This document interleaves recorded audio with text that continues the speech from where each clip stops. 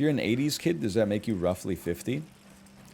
Well, it depends. Like, listen, I get the insinuation and the joke, and I'm just not willing to let you have it. I consider myself more of a 90s kid than a 2000s kid.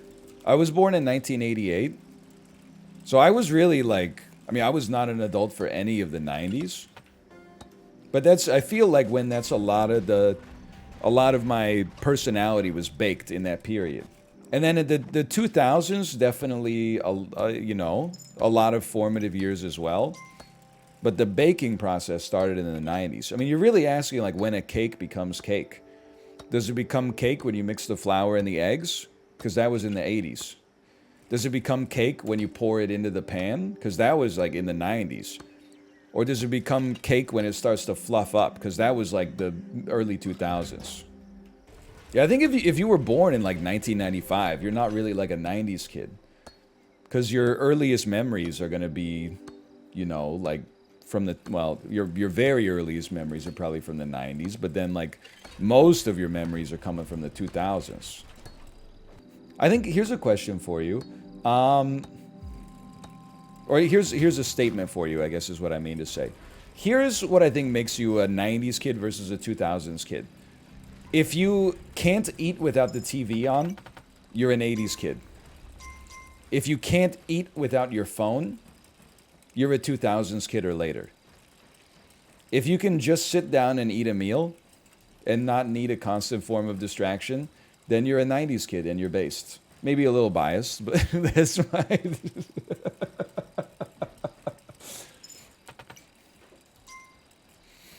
If you can just stare straight out the window while you eat like a bowl of soup and you don't need to like put your phone in a Ziploc bag to go into the shower because you're not petrified of being bored for like, you know, 11 minutes once a day, then maybe you're a 90s kid like me.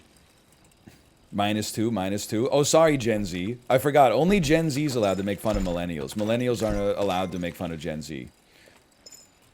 Gen Z, when there's an argument online where they can punch back at boomers and millennials, we're part of the discourse. We're part of the discourse. Gen Z, when the discourse starts to punch back at them, we're 12. We're 12 years old. What do you want from us? We're only 12.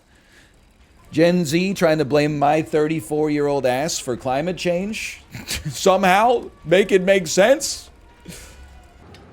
I mean, if I'm going to argue against myself, if I'm going to steel man myself, I will also say, though, if you're part of Gen Z and you're like 22, like I was a baby when I was 22. I mean this in a flattering way, not in a negative way. You are like insanely young if you're a 22-year-old Gen Z. Like I feel like just the conditions for like the world right now. If you when I was becoming an adult, bro, can you please build a wall here? I need your help. When I was when I graduated from college, it was possible. Like there was it was aspirational, but it was possible to like live on your own after college, and it would probably be like in a shitbox. Like it would probably kind of suck. But it was like theoretically possible. And then like you could move out from your parents' place, you know, before you're 30. Now I'm like, if you're in Gen Z and your parents own their house, you should literally go like South Korean style. You should live there until you're like 45 years old. And then like if you get married or like meet someone you want to spend the rest of your life with, you guys should figure out which one of your parents you're going to live with for the next 30, 40 years. And I don't mean that like, haha, get owned. I mean, like, I think that's just the right decision. Talk about Gen Zs who want to be streamers and YouTubers. Well, like, why wouldn't you want to be like a streamer or a YouTuber? Like, I do it and I want to do it. From the outside in, it's even better. I can totally see why people aspire to it. I don't see that as some kind of like, you know, moral failing or something like that. Like a 14-year-old kid who watches YouTube all day, what are they gonna do? Be like, no, I want to like clean the sewer. Back in my day, we had kids in our class that wanted to clean the sewer. Nobody wanted to be Elvis or Bob Hope. Everybody just wanted to clean the sewer. No, it's my turn to clean the sewer. I'm a 27-year-old engineer that has to get roommates. It's awesome. I know it, like it's fucking crazy. Like, I'm not saying it was easy when I was younger, but it was definitely easier. I think it's like dishonest for people to be like, you know, well, when we got our house, it was like a 12% mortgage rate. Yeah, but your house was like, you know, 4x your annual salary or something like that. Nowadays, people, they get like a medical degree and they live in an apartment with like 6 other people who all have advanced degrees. Can we get back to Paul Dano? I like Paul Dano. Yes.